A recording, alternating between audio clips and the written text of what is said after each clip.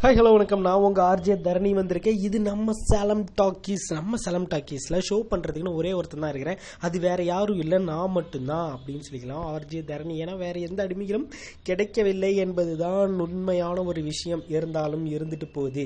நம்மளுக்கு ரொம்ப பிடிச்ச விஷயம் அப்படின்னு பார்த்தீங்கன்னு வச்சுக்கோங்க, நல்லா மொபைல் எடுத்து வச்சுட்டு நோண்டிக்கிட்டே இருக்கணும். காலேஜ் படிக்கிற பையனாக இருந்தாலும் பரவாயில்ல, வேலைக்கு போகிற பையனாக இருந்தாலும் பரவாயில்ல, யாராக இருந்தாலும், பையன் மட்டும் இல்லைங்க, பொண்ணுங்களும் அப்படி தான். 24 மணி நேரமும் நம்ம மொபைலில் நோண்டிக்கிட்டே இருப்போம். அது ரோட்டில் போகும்போது கூட நோண்டிக்கிட்டே இருக்கோம்னா பார்த்துக்கோங்க.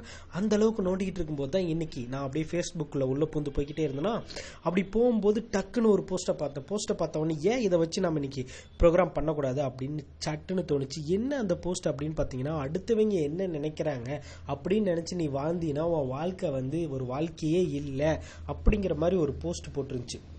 அந்த போஸ்ட்டை பார்த்த உடனே என் வாழ்க்கையில் நடந்த சில சம்பவங்கள்லாம் அப்படியே வந்து யோசிச்சு பார்த்தேன். அதே மாதிரி மற்றவங்க இப்படியெல்லாம் நடந்துக்கிறாங்களே அப்படின்னு சொல்லியெல்லாம் யோசிச்சு பார்த்தேன். அப்படி யோசிச்சு பார்த்ததை என் மனசுக்குள்ளேயே வச்சிருந்தா அது நல்லா இருக்குமா? இருக்கவே இருக்காது. அப்படிங்கிறதுக்காக நான் என்ன பண்ண போறேன் அப்படின்னா, இந்த ஷோவில் நம்மளுக்கு என்ன பிடிக்குமோ அப்படி மட்டும் வாழ்ந்தாவே போதும், அதுதான் வாழ்க்கை, அதுதான் நம்மளுடைய வாழ்க்கை அப்படிங்கிறத இந்த ஷோவில் நான் உங்களுக்காக ஹோஸ்ட் பண்ண போறேன். ஸோ ஃபர்ஸ்ட் என்னோட வாழ்க்கையை நான் வாழ்கிறேன்னா அப்படின்னு பார்த்தீங்கன்னா கொஞ்சம் யோசிக்க வேண்டிய விஷயந்தான். அப்படியெல்லாம் இல்லைன்னு கூட சொல்லலாம். ஏன்னா நானும் மற்றவங்க என்ன நினைப்பாங்க, மற்றவங்களுக்காக வாழ்ந்துட்டு தான் இருக்கோம் அப்படிங்கிறது ஒத்துக்கக்கூடிய விஷயந்தான். ஆனால் சில சமயங்கள்லேயே அதையும் ஓவர் கம் பண்ணி நாம் வாழணும் அப்படின்னு எனக்கு தோணுன விஷயங்களை நான் உங்ககிட்ட இப்போ என்ன பண்ண போகிறேன் அப்படின்னா சட்டுன்னு ஷேர் பண்ண போகிறேன்.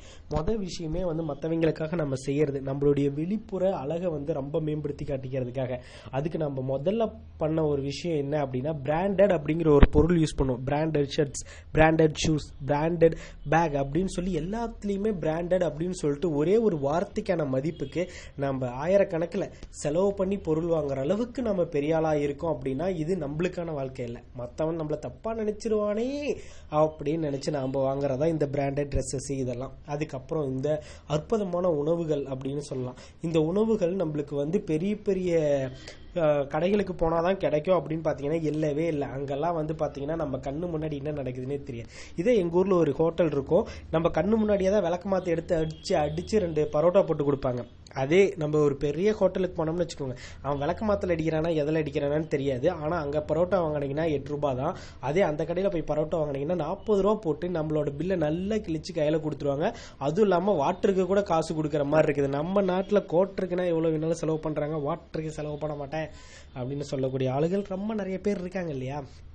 அதையும் சொல்லிக்கலாம். அது மாதிரி நம்மளுக்கு இயற்கையான உணவுகள், அது நம்ம பரோட்டாலாம் சொல்ல வரல, அது சும்மா ஒரு எக்ஸாம்பிளுக்கு சொன்னேன். ரோட்டு ஓரமாக இருக்கக்கூடிய அந்த இளநீர்லாம் வந்து பார்த்தீங்கன்னா அவ்வளோ உடம்புக்கு நல்லது. இப்போல்லாம் வந்து பார்த்தீங்க அப்படின்னா நுங்கெல்லாம் ரோட்டு ஓரமாக பதநீர்லாம் கொடுத்துட்டு இருக்காங்க. அதெல்லாம் சாப்பிட்றதில்ல. அதெல்லாம் போய் குடிச்சோம்னா நம்ம கூட வர்றவங்க நம்மளை என்ன நினைப்பாங்க, நம்மளுக்கு ப்ரெஸ்டீஜ் ரொம்ப ப்ராப்ளம் ஆச்சே அப்படின்னு சொல்லி குக்கரே அது இதெல்லாம் பேசிகிட்டு இருப்பாங்க நம்ம மக்கு பசங்க.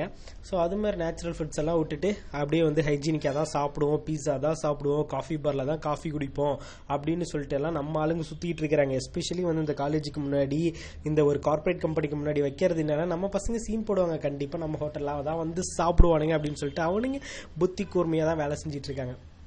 அதனால நம்ம ஆளுங்கெல்லாம் இது மாதிரி போவாங்க. எஸ்பெஷலி இந்த லவ்வர்லாம் இருக்கிறவங்கலாம் பார்த்தீங்கன்னு வச்சுக்கோங்க, அவங்க பண்ணுற அலப்பறை இருக்குது, அது ரொம்ப பெரிய அலப்பறையாக தான் இருக்கும். நம்மளுக்கு 5 ரூபாய்க்கு டீ வாங்கி கொடுக்கறதுக்கு 1000 டைம் யோசிப்பான். இதே அவன் ஆளுக்கு ஏதாவது வாங்கி கொடுக்கணும் அப்படின்னு நினச்சான்னு வச்சுக்கோங்க, காஃபி பாருக்கு தான் போவான், பீஸாக்கு தான் போவான், போய் பயங்கரமாக சாப்பிட்டு ஒரு 600 ரூபாய் 700 ரூபாய் பில்லு வச்சுட்டு தான் வர அளவுக்கு நம்ம பசங்க இருக்காங்க. 600 700ங்கிறதே ரொம்ப குறைவாக தான் இருக்கும். ஏன் அப்படின்னா எனக்கெல்லாம் தெரியாது, because I am very good, நல்ல பையன் அப்படின்னு சொல்லலாம். அதுக்கப்புறம் இந்த எஜுகேஷன்லாம் வந்து பார்த்தீங்க அப்படின்னா அது நம்மளுக்கான டாப்பிக்கே இல்லைன்னு சொல்லிடலாம். ஏன்னா நம்மளுக்கு ஏதோ ஒன்று படித்தா போதும். ஏன்னா படிக்கிற படிப்பு நம்மளை பற்றி தெரியாதுங்களா? அதனால் நம்ம அப்பா அம்மா யோசிப்பாங்க, என் பையன் இங்கே தான் படிக்கணும், என் கூட வேலை செய்கிறவரோட பையன் இங்கே தான் படித்தா இவ்வளோ மார்க் வாங்கினா அவன் டாக்டர் ஆகிட்டான் அப்படி வாங்குவாங்க. அதனால் என்ன பண்ணுவாங்க அப்படின்னா, அந்த ஸ்கூலில் தான் நீ படிக்கணும், அந்த காலேஜில் தான் நீ படிக்கணும், அந்த டிகிரி தான் படிக்கணும். அப்படியும் அந்த டிகிரியோட அப்ரிவேஷன் கூட என்னன்னு தெரியாது, அந்த காலேஜ் எங்கே இருக்குதுன்னு கூட தெரியாது, அந்த ஸ்கூலில் எப்படி இருப்பாங்கன்னு கூட தெரியாது.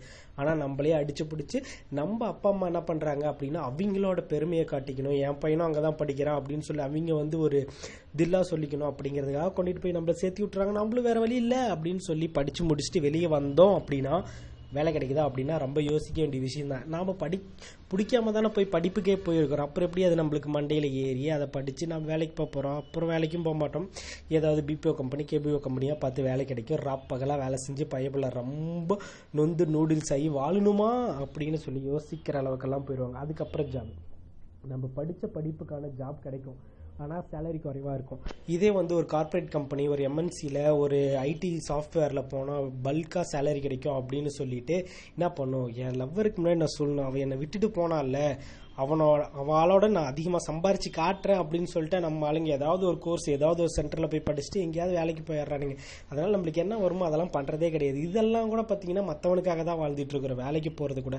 அதே மாதிரி அடுத்த விஷயம், ரொம்ப முக்கியமான விஷயமா நான் பேசணும்னு நினச்சது ஏன் அப்படின்னா, இது நம்மளுக்கு செட் ஆகலையே அப்படிங்கிற ஒரு வைத்தறிச்சல்னு கூட நினச்சிக்கலான்னு பார்த்துக்கோங்களேன். இந்த லவ்வர் இருக்கிறவங்க பண்ணுற அலும்புகாலம் இருக்குது பார்த்தீங்களா, ரொம்ப அதிகமாக இருக்கும். அவனோட லவ்வருக்கு ஏதாவது வாங்கி கொடுக்கணும்னா கூட பிராண்டட் பொருள் மட்டும்தான் வாங்கி கொடுப்பேன் அப்படின்னு சொல்கிறான். கிஃப்டா, 1000 ரூபாய் கீழெல்லாம் ஒரு லவ்வர் கிஃப்ட் வாங்கி கொடுக்குறதா அப்படின்னு சொல்லிட்டெல்லாம் ஒரு சிலர் சொல்கிறானுங்க. நம்ம என்ன பண்ணுறது, நம்மளுக்கு 100 ரூபாய்க்கு கூட ஒரு கிஃப்ட் வரலையே அப்படின்னு சொல்லி யோசிச்சுட்டு இருக்கிறோம். அடுத்தது இந்த சாக்லேட்டு. நம்ம பிள்ளைங்க இருக்கிறாங்க பார்த்தீங்களா, இந்த பிள்ளைங்களுக்கு வந்து 5 ரூபா சாக்லேட்டு 10 ரூபா சாக்லேட்லாம் இப்போ பார்க்கறதே கிடையாது. அதுவும் இல்லாமல் அது எங்களுக்கு பிடிக்கிறதுமே கிடைக்கும். மினிமம் 80 ரூபாய் சாக்லேட்டாக இருக்கணும். 80 ரூபாயிலிருந்து 2000 ரூபாய் வரலும் கூட வாங்கி கொடு, நான் சாப்பிட்றேன் அப்படின்னு சொல்லிட்டு அந்த சாக்லேட்டில் கூட வந்து ஒரு இது இருக்கும் மற்றவங்களுக்காக. இங்கே பாடுறா, என் லவ்வருக்கு நான் வந்து 80 ரூபாய்க்கு வாங்கி கொடுத்துருக்கேன், நீனா 80 நான் 200 அப்படின்னு சொல்லிட்டு இதெல்லாம் போட்டுட்டு இருக்காங்க. டேய், நீங்கள் 2 பேரும் போட்டி போடுறீங்க, ஆனால் வாழ்க்கையை என்ஜாய் பண்ணுறது யாருன்னு உங்களுக்கு நல்லாவே தெரிஞ்சிருக்கும். நான் வந்து ப்ரீஃபாக எக்ஸ்பிளைன் பண்ணணும் அப்படிங்கிறதுல.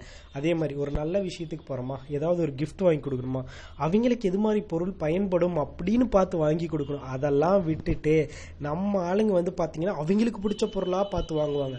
அதுலேயும் எஸ்பெஷலி வந்து இந்த மேரேஜுக்குன்னு போனால் 2 பொருள் டிஃபால்ட்டாக எல்லாருமே வாங்கிடுவாங்க. ஒன்று வால் கிளாக்கு, 2வது ஒன்று வந்து பார்த்தீங்க அப்படின்னா ஃப்ரேமு. ஒரு 300 கிஃப்ட் வருது அப்படின்னா அதில் 200 கிஃப்ட் இது ரெண்டுமே வந்துடும், மிச்சம் 100 கிஃப்ட் தான் வேறு ஏதாவது வரும். என்ன பண்ணுறது, ஒரே மாடல்லாம் வரும். நான்லாம் வேறு ஒரு பிளான் வச்சிருக்கிறேன், பட் அந்த பிளானுக்கு நான் சொல்ல மாட்டேன். ஏன் அப்படின்னா எல்லாருமே அலர்ட் ஆயிடுவாங்க. இது மாதிரி எல்லாருமே மற்றவங்களுக்காகவே வாழ்ந்துட்டு இருக்கோம்.